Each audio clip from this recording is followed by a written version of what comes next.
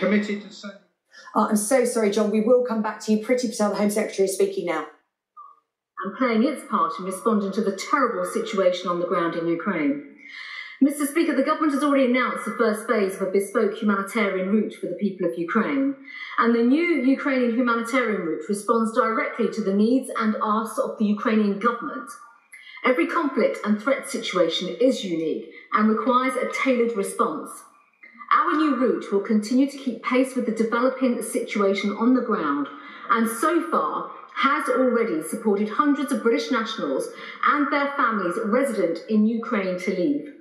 The UK visas and immigration staff continue to work around the clock to assist them, enable dependents of British national residents in Ukraine who need a UK visa to apply for the temporary location in Lviv, or through the visa application centres in Poland, Moldova, Romania and Hungary. Teams have over recent weeks been surged to these areas and applications have been completed within hours. We are in direct contact with individuals and we have also lowered various requirements and salary thresholds so that people can be supported.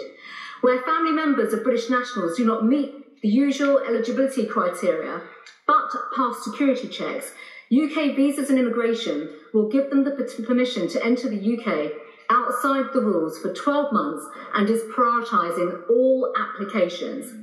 Given British nationals and any person settled in the UK, giving British nationals and any person settled in the UK the ability to bring over their immediate Ukrainian family members.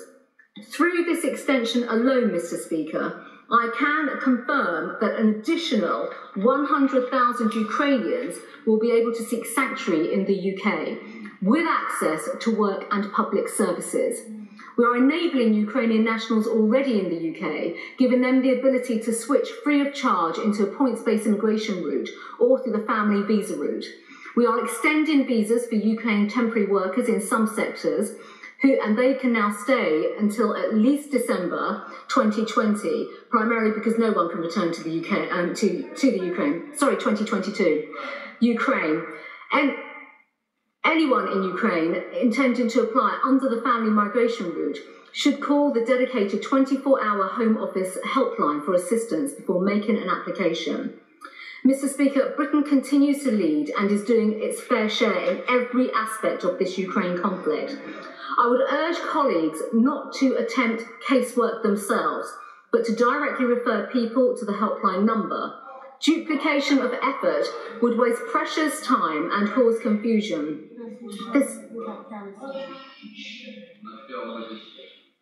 This is the best and most efficient way to help people. Mr. Speaker, over the weekend, I have seen members of this House calling for full visa waivers for all Ukrainians. Security and biometric checks are a fundamental part of our visa approval process worldwide and will continue, as they did for the evacuation of people from Afghanistan. That is vital to keep British citizens safe and to ensure that we are helping those in genuine need, particularly as Russian troops are now infiltrating Ukraine and merging into Ukrainian forces. Intelligence reports also state the presence of extremist groups and organisations who threaten the region, but also our domestic homeland.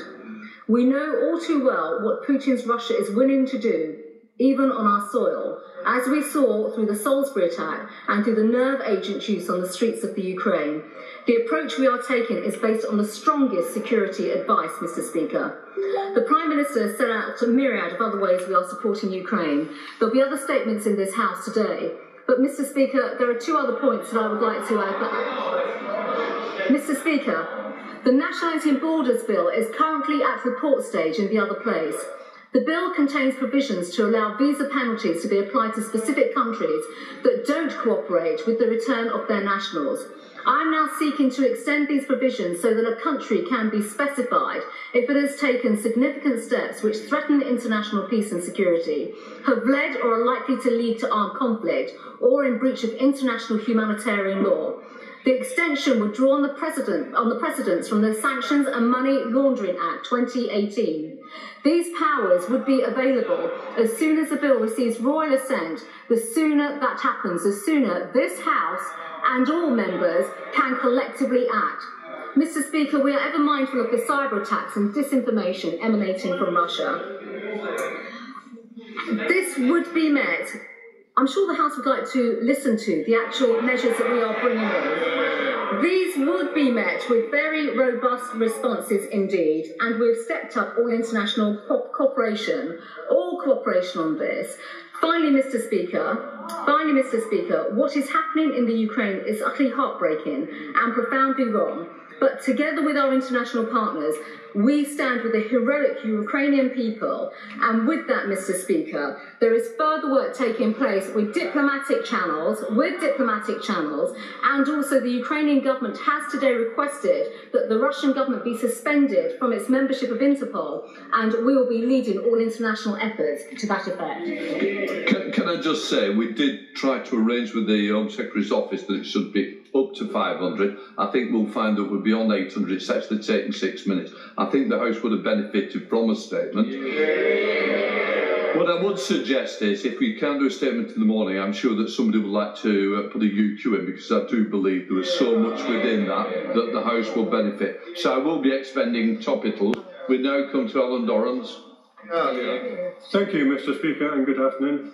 Mr. Speaker, will the Home Secretary listen to the 50 organisations, including Save the Children and Amnesty International, who wrote a joint letter in the Times last week calling for the Ukraine crisis to lead to a rethink on the Nationality and Borders Bill, which discriminates against refugees depending on how they reach our shores? Home Secretary. Mr. Speaker, thank you, Mr. Speaker. Well, first of all, we will not be reconsidering the Nationality Borders Bill, and the Honourable Gentleman has already heard about the amendments that we will be tabling to deal with countries such as Russia and the actions of President Putin. We now go to Scott Benton. Thank you, Mr. Speaker. Our failure to stop the tens of thousands of illegal immigrants crossing the English Channel over the last few years has resulted in accommodating them in hotels, often in completely inappropriate locations, including a site in Blackpool, all at a cost of millions of pounds per week to the UK taxpayer.